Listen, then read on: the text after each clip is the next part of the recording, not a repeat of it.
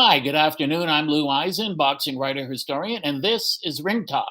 We're coming to you a little later today, and we hope you enjoy the show we have for you today.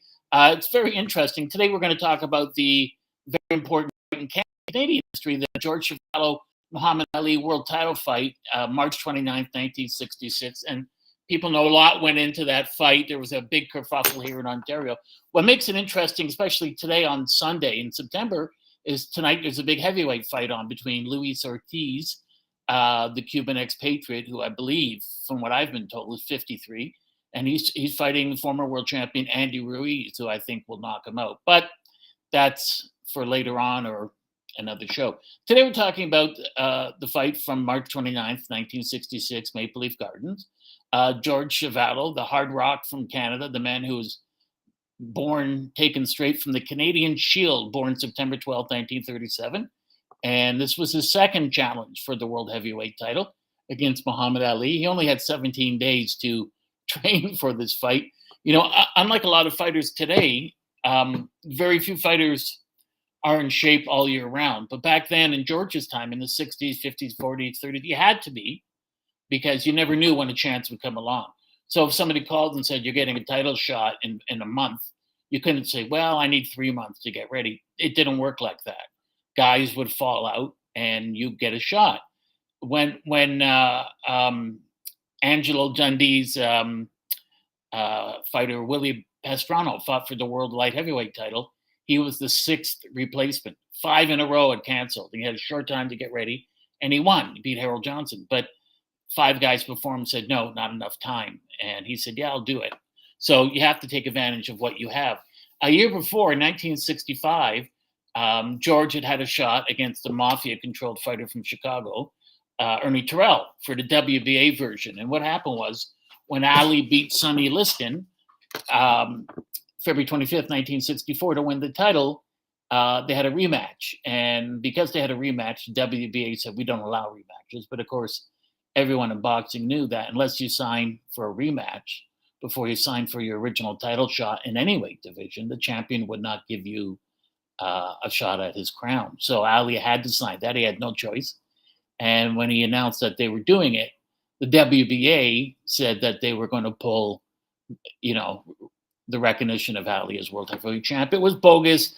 The WBA knew beforehand that this was going to happen. They were in on the whole thing, but they still did it anyways. A lot of it just came because of the bigotry that these people had towards Muhammad Ali, not only because of the color of his skin, but he had the temerity to exercise his constitutional rights by switching his religion, which was a common thing, and also by changing his name, which is something that's still common in Canada, the United States, and throughout the world, and because of their visceral hatred towards Sonny Liston and most black, if not all black fighters.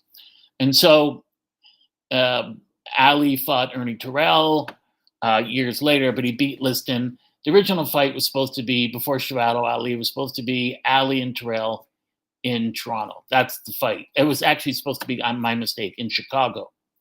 And they moved it around. No city wanted it because of Muhammad Ali's anti-Vietnam War stance, his refusal to go into the army as a conscientious objector. And so what happened was, it was offered everywhere throughout the States. No one wanted it. It came to Canada. It was going to be in Montreal, but Mayor Jean Drapeau had to say no, because people said in the States, American Legions and other powerful groups, if you allow this fight, we will boycott Expo 67, which I actually went to.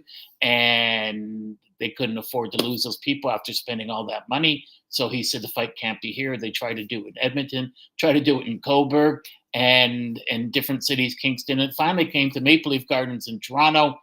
And the reason Terrell pulled out of the fight was because, for several reasons. It was supposed to be him and Ali at Maple Leaf Gardens instead of Chuvalo. As I said, Terrell was a mob-owned fighter, and Bernie Glickman was his handler. Bernie Glickman was a convicted killer for the mob in Chicago. And when Terrell fought Chuvalo here in 65 in Toronto Maple Leaf Gardens and won a decision, which everyone thought Chuvalo won, and it was stolen by the mob at gunpoint. The judges were threatened. The referee was threatened. Sammy Lovespring, Irvangerman was threatened.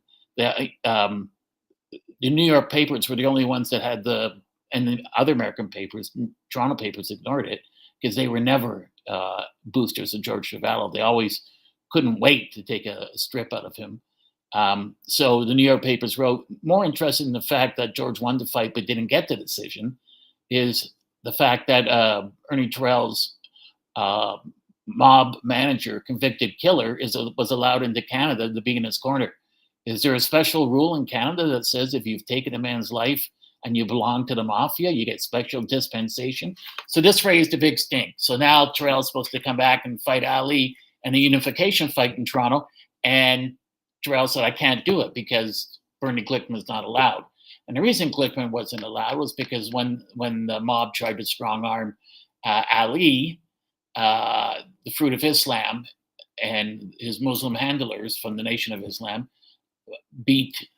after they were threatened by the mob, beat Glickman into a coma, and he ended up in the hospital and then in prison for the rest of his life. And so the mob was put in their place, and because they wouldn't be able to adversely affect the outcome in terms of Ali, and buy people off or threaten and intimidate them to score for Terrell pulled out of the fight. And the fight happened later when Terrell was desperate for money and he had to fight Ali in Houston, and Ali won every round. So they needed someone to fill in. You had a fight that was, it was short notice. It was less than 3 weeks away. Who would fill in? How about George Chuvalo? Canadian fighter. He's in the top 10, right? He knocked out Doug Jones in 11 rounds in New York. Jones was in the top 10. Irv Ungerman said to Chuvalo, you can't fight Doug Jones. This is 64. He's too quick. And Jones was a puffed up light heavyweight. And George just mauled him for 11 rounds before mercifully knocking him out. He then went and fought Floyd Patterson in a fight in which he destroyed Patterson, but Patterson, being from New York and a former world champion, got a decision. And then, of course, 9 minutes after the fight ended in the 12th round, collapsed and went to the hospital.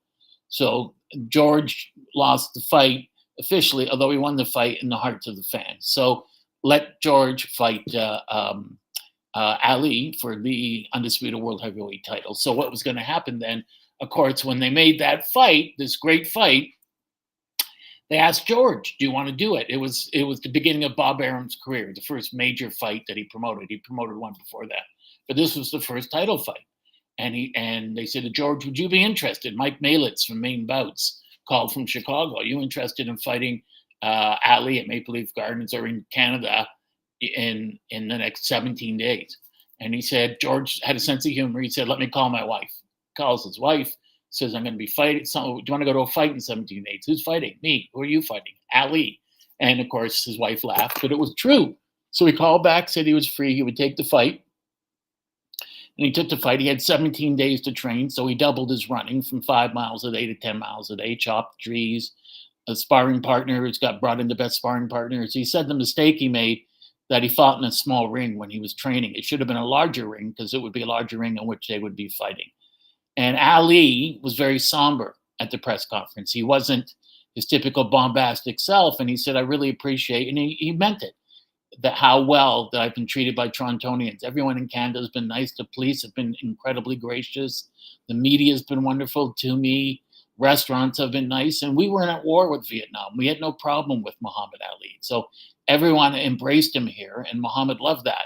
George respected Muhammad's stance against the Vietnam War and respected the fact that Muhammad had changed his name and his religion, and very respectful of that, but still wanted to knock Muhammad out because if you're the world heavyweight champion, you're almost on easy street. The money starts pouring in, and they're training, and Muhammad's training downtown at Lansdowne, and George is training, I believe at Sully's, and they're getting in shape for the fight. And this is when you had, as I said, to be in shape all the time. George was born, his birthday's coming up, September 12th, 1937, and he'll be, I believe, 85. George, believe it or not, had 93 career fights, 73 wins, 64 knockouts, more than most people have fights these days. He lost 18. Some of those losses were disputed, and he had 2 draws. You have to remember, when George started out in boxing, there wasn't really any top flight trainers like Angelo Dundee or Eddie Futch or Charlie Goldman or Ray Arcel in Canada. So he missed those beginning steps of where you start off against easy opponents in fights 6 rounds, 8, 10, 12, 15. He was fighting 15-round fights right from the beginning. And George's debut came April 24th, 1956, in a tournament, a tough man tournament sponsored by the former champ Jack Dempsey. And George won all 4 fights that night by knockout. And he started his career off. And a couple years later, after that, in 58, September 15th, he knocked out one of his first heroes, James J. Parker, in 1 round to win the Canadian heavyweight title, which he fought and defended against Bob Claroux, lost to him, beat him, and then lost to him again, although that was a disputed decision. It was the only time I know of in Canadian history where 2 Canadians, Claroux from Montreal and Chuvalo from Toronto, were rated in the top 10 in the heavyweight rankings in Ring Magazine. George came from an immigrant family. A lot of people think he was Italian. His family's Croatian. And this is fascinating to me because when George would go to the Hall of Fame, you'd see Nino Benvenuti, the former middleweight champ, and he could speak perfect Italian, and Benvenuti could speak perfect Croatian. And that's because George said the towns they grew up in bordered each other and each knew the other's language. George also speaks French, and could speak Yiddish quite well because there were a lot of Jewish people involved in the fight game at that time. And one time when I think he was fighting James J. Parker for the title on a Friday night, and the promoter said to him, "Listen, it's going to be sundown soon, and a lot of the Jews here in the audience will leave. They have to get home. So can you please end the fight quickly?" And George knocked him out in 1 round. So George has his career, but George's career is very difficult. Muhammad almost had a golden parachute. George was invited to go to the 56 Olympics in Melbourne, Australia, but the Olympics then wasn't like it was today. There was no one would pay for your flight. No one would pay for the training or anything like that. He would have to fly himself over and put himself up, and he just didn't have that kind of money. And he probably could have won the Olympics, the heavyweight gold medal that year. Whereas in the United States, when Ali went and won the light heavyweight gold medal in Rome, everything was covered by the U.S. Olympic Committee. That didn't come along in Canada till years and years later. So George had to turn pro with an amateur pedigree, but there weren't many people in Canada around who could train him well and refine him. So George had to win and fight and lose by trial and error. So he had some fights when he started that he won, and other fights he was supposed to win where he didn't, because he hadn't been taught things that he had to learn in the gym and during fights.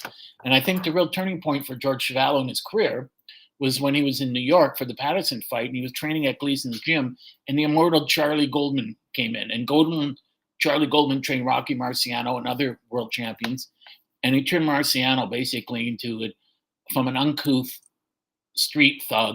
not street thug, but back alley fighter, into a really great world dominant heavyweight champion. And he looked at George working out, and he said, "Why are you throwing punches out the window, round punches?" And so he got in the ring with George. He asked his permission first, and he tied his feet to the canvas. And he said, "When you throw the punch," he said, "don't swing wide. You're telegraphing it, and you're taking power off of it. Plant your feet this far apart, turn at the hips, shoulder snap." And when George started to listen to him and do that, the knockouts came. And George became a much more refined fighter. He destroyed Doug Jones, as I said, gave Patterson the worst beating Patterson ever took. And he's moving up in the rankings the whole time. Meanwhile, he had met Muhammad Ali in the early 60s, and he used to call him at that time Cautious Clay. And Muhammad's arms were thin, as opposed to George, who had these gigantic arms and the second biggest hands in boxing history. And he was able to take his fingers and put them around Muhammad's bicep. He said, "Hey, Popeye, nice arms." And Muhammad didn't understand at the time. He did later, although he didn't laugh at it. So Muhammad starts off in 1960. He's got Angelo Dundee, and Dundee is one of the greatest, my surrogate father, one of the greatest trainers of all time. And he's training Muhammad, and he's building him up with each fight. That each fight he's giving him an opponent that he could beat, but also learn from. And he's doing that, and George is slogging it out, for small money, while Muhammad's getting up there and getting up there and getting up there. And before they fought, Angelo had another fighter named Mike Dijon, and they fought in Louisville, Kentucky, him and George. And it was an interesting fight because George dropped him 3 times, knocked him out twice, and still won by majority decision. The referee scored a draw. The 2 judges gave it to George and this is where Muhammad got the nickname Washerwoman. He hit Mike DeJean, who was 6'5", 6'4". DeJean fell upper torso back over the ropes. But there's no rule that says you can't stop hitting him. So George is hitting him like this, and that's where Muhammad called in the washerwoman. And George realized that when he watched the tape of the fight, and he didn't take it personally. He just thought it was very funny and very smart in Muhammad to come up with that tag. So, but during that fight, Angelo and other people in DeJean's corner kept calling, we got to stop the fight. So the guy's knocked out. They stop it for 15 minutes. They let him come to. Okay, we'll let the fight continue. And he loses points in the round that he dropped him twice in because he hit him when he was leaning back over the rope. So that there was no rules saying you can't, and the referee hadn't stepped in. And so George is climbing up the ranks. And finally, when Terrell falls out here at Maple Leaf Gardens, they set the fight for March 29th, 1966 at Maple Leaf Gardens. Now, there's another problem. Merv McKenzie, who was part of the WBA sanctioning, the new incoming president of the sanctioning committee, he was replacing the outgoing one, Ed Lassman, and Ed Lassman was the one who wouldn't recognize Ali as the WBA champion. He was the head of the WBA committee and the head of the Miami Beach Boxing Association. He was just, I don't know how to put it, a stooge, I guess would be the best way to put it. And so McKenzie said, you can fight in Toronto. And the reporters backed McKenzie up. You can fight here in Toronto, but it can't be for the title. We don't recognize it for the title because we don't want to upset the United States because Muhammad's became a Muslim, as if that has anything to do with the fight. And because we don't accept him as the world champion, we can't accept this as a world title fight. So this will just be a world title elimination bout. And it's ridiculous. And George was very hurt by that and disappointed that his own boxing commission in Ontario would treat him that way. And they also thought, well, George doesn't deserve the title shot. But that's out of the purview of the Ontario Athletic Commission. It's not their job to rate fighters. And this happened again with Ken Hayashi. Their job is to ensure that the tickets printed up are real and not fake, that federal and provincial income tax is collected at the gate, and that there's medical personnel present, and that there's police supervision. That's the job of the Ontario Athletic Commission, period. So to go way beyond that and have the media back them up, and everyone here in Toronto in the media derided George Chuvalo. He doesn't deserve it. He's a bomb. Ali will knock him out. But George had never been knocked out. He never been hurt. He never been knocked down. There was no reason to believe that. And the only person that stood up for the fight and George was Nat Fleischer, the editor and founder of Ring Magazine. He said, George certainly deserves it. He's beaten top 10 contenders. Why doesn't he deserve a crack at the title in his own city? This isn't right. And of course, he said, as Fleischer said, I'll be attacked by the head of the Ontario Athletic Commission and by these other people, but who cares? Right is right. What's interesting about this particular fight was, and Angelo said this to me a long time after the fight, when you watch the fight, George wins the first 2-3 rounds, and he's doing well 2, 3, 4 rounds. And the reason he was doing well is he was using his jab. He was out jabbing Ali. And Eddie Fudge figured this out for the first Norton Ali fight. If you want to beat, and this was when Ali was Ali, quickest thing on 2 feet ever in any weight division. If you want to beat him, everything comes off the jab for Ali, and you got to take away his jab. And George was doing that in the opening rounds. Of course, George said the one thing he never figured on, which he learned 30 seconds into the bout, was the fact that Muhammad Ali was the quickest heavyweight that ever lived. George knew that his strategy had to be, because of Muhammad's legs, they were so quick, as well as his hands, that you had to get in and work his body, take away his mobility before you could go upstairs. So George had to do that. But Ali knew that would be his strategy. So Ali, because it was a larger ring, kept the fight on the outside. What amazed George is that Ali, while he was moving from side to side, forward or back, could throw shots while he was in motion that not only were quick, but incredibly accurate. He said there wasn't much power. He wasn't hurt. It looked worse on the tape than it was, but he was piling up the points. And so at times in the fight, he hit Ali low, and he was warned by the referee. And he said, when you watch the fight, it wasn't intentional. I'm leaning down to hit him. He's leaning on top of me, or I just leaned in with a shot. George said that Muhammad's had a special trunks and athletic supporter, which were a bit too high, which the referee noted. Jackie Silvers noted that, I believe it was Jackie Silvers noted that Ali's, trunks were too high and the supporter was too high. But be that as it may, some punches did stray south, as they often do. And Ali would point that out, but it was still a very good fight. They fought toe to toe. Muhammad won most of the rounds. I think the referee gave him 12 or 13 rounds, and the other two judges gave him 13 rounds. George thought he did better than that. There were people from New York writers who thought George won, 4 or 5 rounds. Ali was very dominant then. George was the first person to ever go to distance with Muhammad Ali when Muhammad was just beginning his prime. Now, when you say that to George, he would take that as an insult. And then over the years, he realized going 15 rounds doesn't exist anymore. It's special territory for top 10 contenders and world champions. And he was there from the first round to the 15th round. And there was a time in the fight where Ali held him by the neck and said, "Here, hit me in the side." And George did hit him. But George, people said, why didn't those punches take effect? And he said, they did, but I was so close to him, I couldn't really move my arm that much to get that much steam on him. He said, but he only did it once.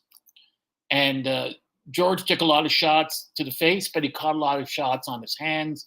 And he was just concerned with destroying Muhammad Ali's body. And he was able to, because after the fight, Ali was in the hospital for a while. He was urinating blood. And the night of the fight, when it was over, George went dancing with his wife. One of the things that bothered George was, Muhammad was getting, I think, 125, 150 grand, and which would be a per diem today. And George was getting 49 grand, of which Irv Ungerman, I think, took 24,000 off the top. And then of the other 25, he took 50% because he worked as both the promoter and manager, which is in direct violation of the rules of boxing, not only in Canada, in the United States, and around the world, but you were able to get away with it then. So George ended up fighting the greatest fighter of all time for $12,500. He had, as I said, 17 days to train, so he brought in the best sparring partners. His manager, Irv Ungerman, brought in Joe Louis and Rocky Marciano, but as George said, that was more of a pain in the butt because these guys really weren't interested in helping him fight. They were just there to collect a paycheck and to get be in the news again. Also,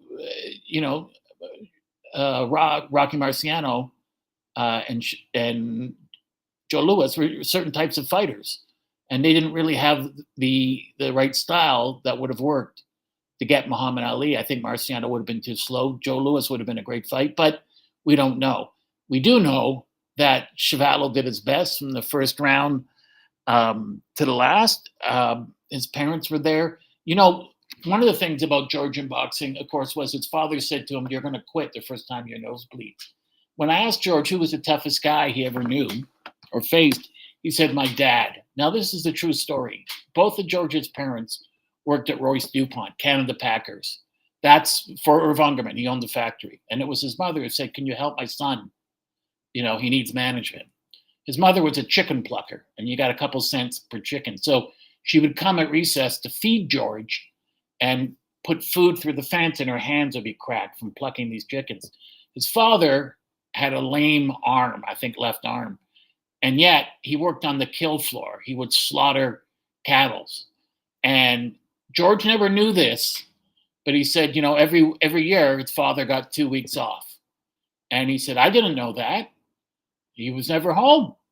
And he was talking to an older guy years later, and he said, "No, because your father was so afraid because of the Depression." This was in the 50s, years after, that he would lose his job, that he'd go down during his 2-week vacation, sit in a chair and watch 2 men do his job. It took 2 men to do a one-armed man's job. And it made George cry because he thought his father felt so insecure after being there that long.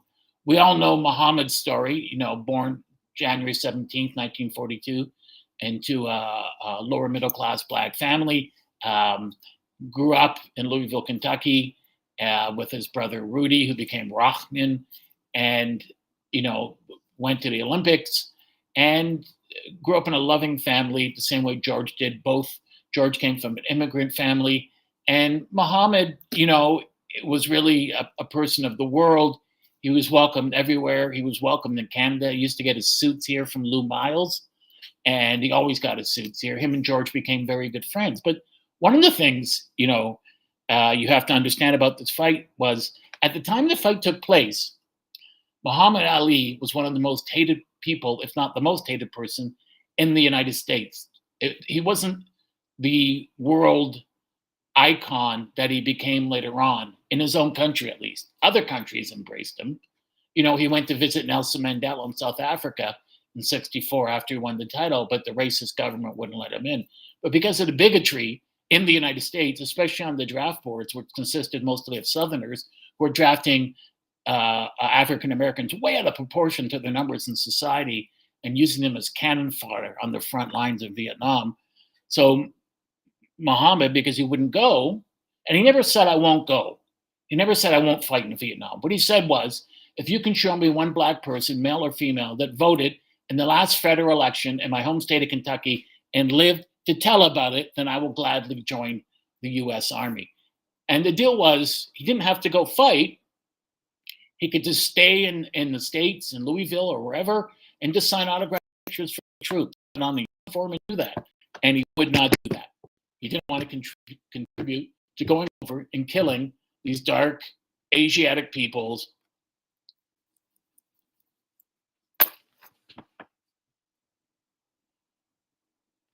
So hopefully you'll let me know when the stream is continuing.